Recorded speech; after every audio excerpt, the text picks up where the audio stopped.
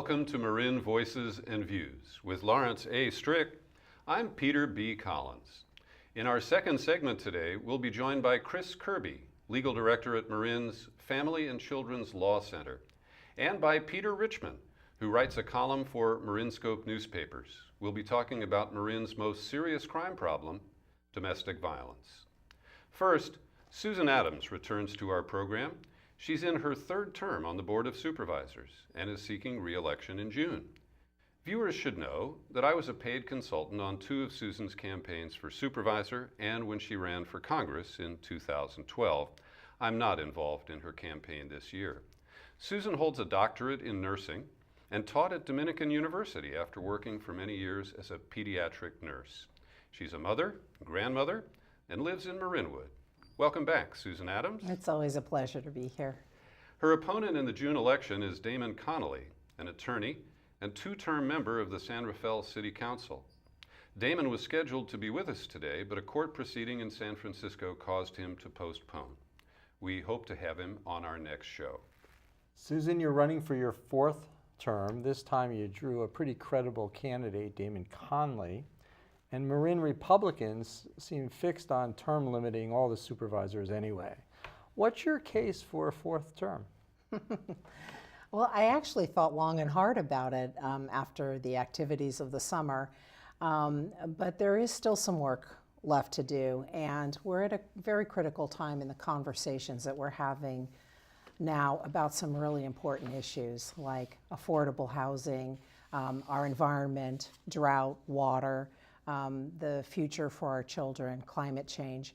And I still have some work to do. And I think the years have provided me with an opportunity to build networks, relationships, not only locally, but at the state and federal level, where I'm able to bring home some resources and to be able to provide that kind of continuity between intergovernmental agencies that are going to be so important to us as we go through these next couple of years together, and especially as related to the implementation of the Affordable Care Act, which is, healthcare about half of the county budget.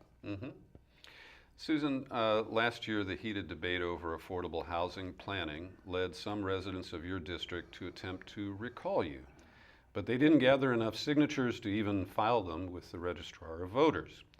What have you learned from the housing controversy, and when you look back, do you wish you had done anything differently? It really kind of focused around our Marinwood redevelopment program. That was really a community-based planning process. I helped to facilitate the community coming together to dream about what it was that they wanted to have happen at the Marinwood Village. And out of that came some guiding principles that the community asked to have incorporated into the general plan, which it was. Over the course of the following years, there were two market rate developers that couldn't make a project pencil out with the restrictions that the community was imposing. And then the recession hit and things became quiet, and there were newer people that moved into the community that hadn't been part of that really important conversation. When the property owner went into contract with a nonprofit developer and things started to become activated again, there was a great deal of concern.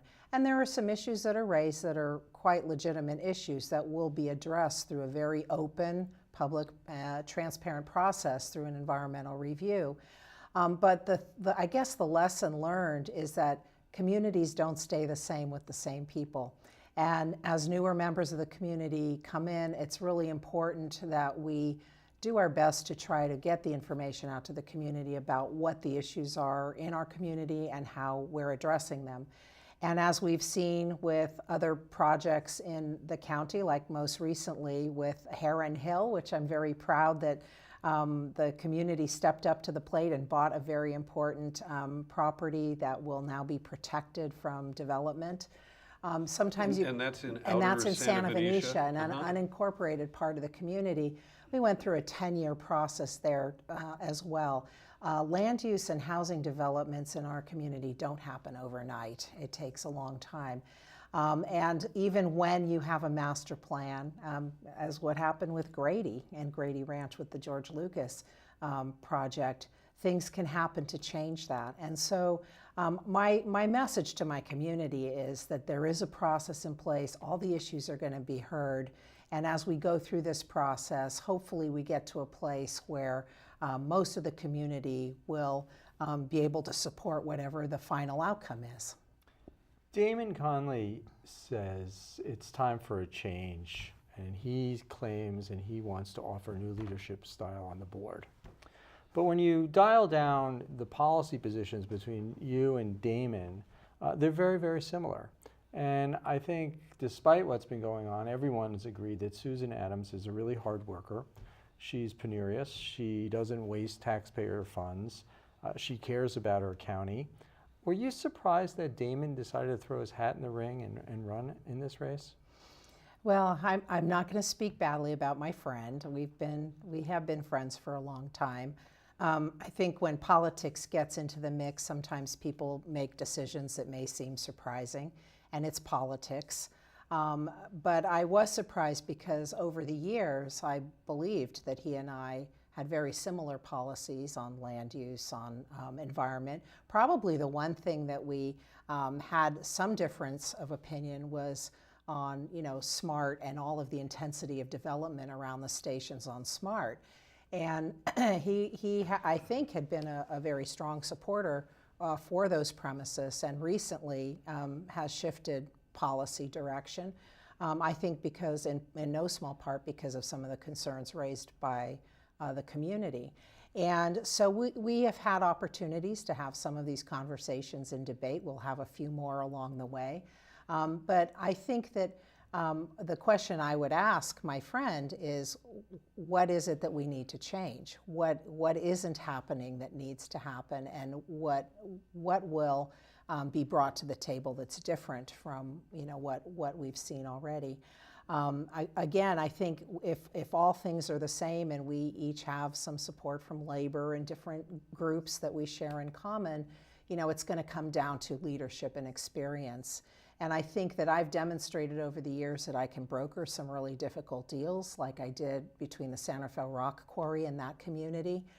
St. Vincent Silvera still doesn't have 2,100 units of housing on it, like San Rafael had planned for during my first campaign. We have now protected some really important, valuable lands. We have a mental health court and a system that's diverting nonviolent mentally ill people into treatment. We have a new health and wellness campus.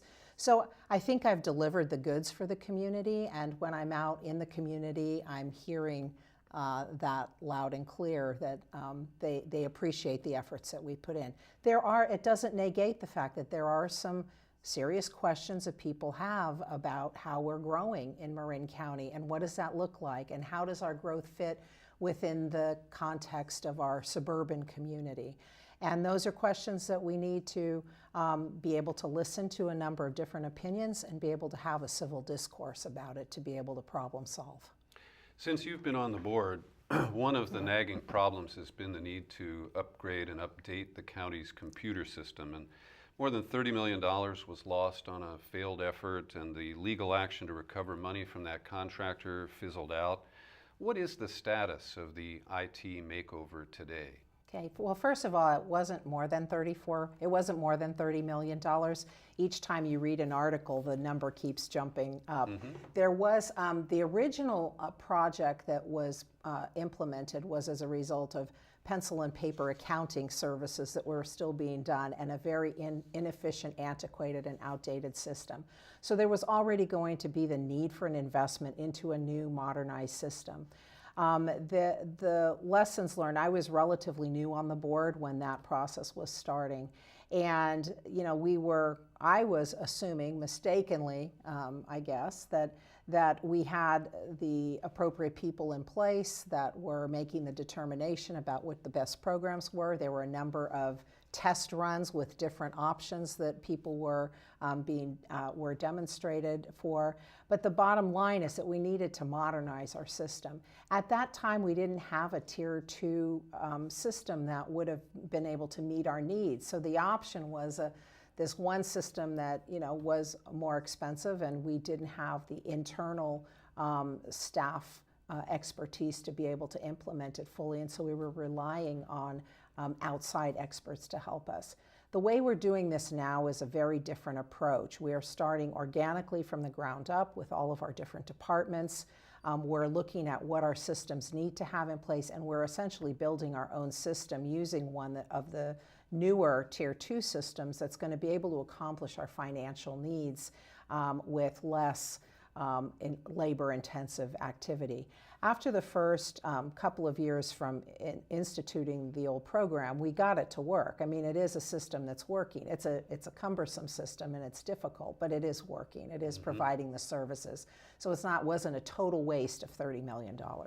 But I think the system that we're going to get now is going to be more streamlined, less costly, more efficient, and easier to operate. And I look forward to it. And one of the things that we've asked our county administrator to do with the IT director is to ensure that we're having more frequent reports to the board and to the public about how the system rollout is going. Susan, Marin is generally considered to be a very affluent county. But there are people here hungry, there are people here poor. And recently there was a report that indicated that Marin is third from the bottom, 55 out of 58 counties, in getting access to food stamps, or the California Fresh program as it's known. More than half the families eligible aren't getting what they may need or really need. What's the status of that program? What can we do to make it better? And what are your thoughts on that? Right, and when that was announced, I was quite concerned about that as well. Dr. Larry Meredith is taking a very proactive approach in looking into some of the causes, and some of the early findings are that we believe that there are some seniors that are low-income seniors who, for whatever reason, feel that they don't want to apply for the food stamps because of stigma, because of how complicated the paperwork is, and then if they finally go through it, what they're eligible to receive may only be $15 worth of support for their groceries. So the question is, why bother? There's another group of families that have mixed documentation, and there's some concerns that if a family member applies for food stamps, it could alert people about their immigration status. And so while they may be eligible, and family members may be eligible who are citizens, may be eligible to receive the SNAP program, there may be some reluctance for that. So those are some of the early things that we're finding out. But as we roll out the Affordable Care Act, we've hired 20 new eligibility workers. We're going to have across the board, every door is the right door approach. So when somebody comes in for their Affordable Care Act assessment, they will also be determined whether or not they're eligible to receive other programs. Supervisor Susan Adams, thanks for joining us today. Oh, thank you. It's over already. Yeah, always. It's a Well, snap. that was fun. Did you know that domestic violence is the #1 violent crime in Marin County? That there were 4,500 cases reported last year, an increase of 7%? Joining us now are Kristine Cirby, Legal Director at the Family and Children's Law Center, the nonprofit that supports women, children, and some men in cases of domestic violence and contentious divorce. Welcome, Chris. Thank you. And also Peter Richmond. He's a realtor with Pacific Union in Mill Valley, and he also writes a column for MarinScope newspapers. Peter is also a former board member of La Casa de los Madres, a San Francisco nonprofit focused on domestic violence. Peter, your recent column called domestic violence, quote, "our greatest unspoken evil." What are the dynamics that produce silence on our most serious crime problem? It's a number of things. Sometimes it's sheer embarrassment by the victims. They don't want people to know that this could be happening to them. Sometimes it's a case of the person who's committing the violence certainly isn't going to brag about it to too many people. He may talk to some of his buddies down at the bar about what I did to my wife last night. But basically, he doesn't want to go to jail. Unfortunately, DV hasn't always been criminalized, but in the last 10 or 15 years, it's reached that stage where the legislatures have recognized that it ought to be. And certainly the general public doesn't want to deal with it, because you look around, Marin's a great example, you look around, you say, this is a wonderful place to live, and it is. why do I want to even admit that something like this exists here? But it's one of those things. And Chris, what's your experience? Why is this a hidden issue in many respects? Several reasons. One is often the batterer is the financial support for the family. So a victim may be afraid to leave the home because they don't have a job, they don't have money, they don't know where to go. And so it's fear. And then there's the typical cycle of violence where it's, one night they're abusive and the next night they're apologizing and begging forgiveness, and people believe that they're going to change. And so often you'll see multiple incidents of domestic violence before a victim is ready to leave a family. Mm-hmm. Chris, your job puts you in a position to see and hear from the folks who are experiencing this on a daily basis. You're sort of like ground zero.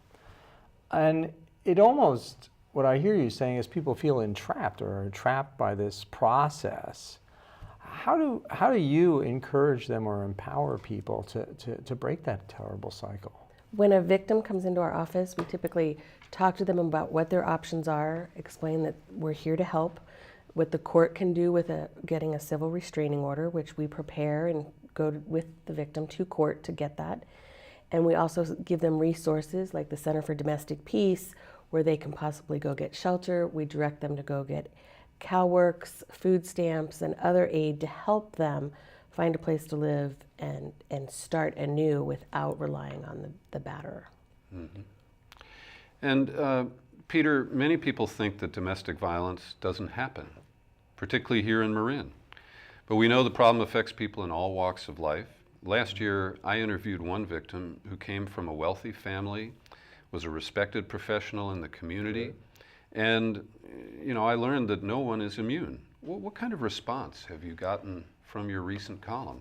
Well, I've gotten, a little bit to my surprise, nobody's called up calling me all kinds of names and saying, I shouldn't be writing things like this. Every response I've had has been very positive, which is good, because that means more people, if they weren't aware, are and want to do something positive about it.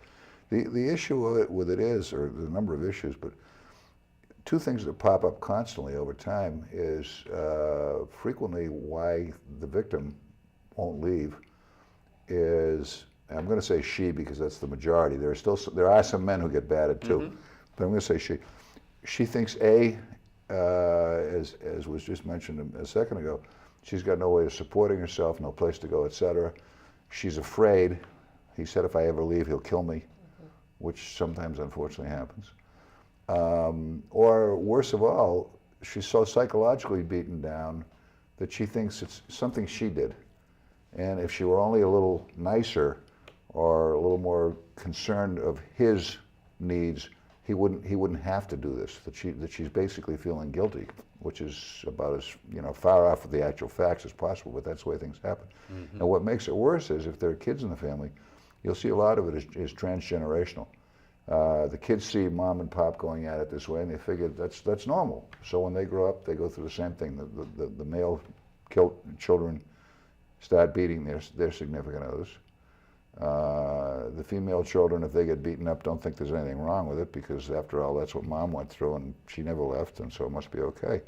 So it's bad in a couple of ways. It's bad because it exists, and then it's bad because it transfers to the next generation, and on and on mm-hmm. and on. This is quite a cycle, Chris, and finding the resources and the inner strength to make a break is different for each person, I imagine. Yes, it is. And often when they come to us, they're not ready to leave. We always encourage counseling.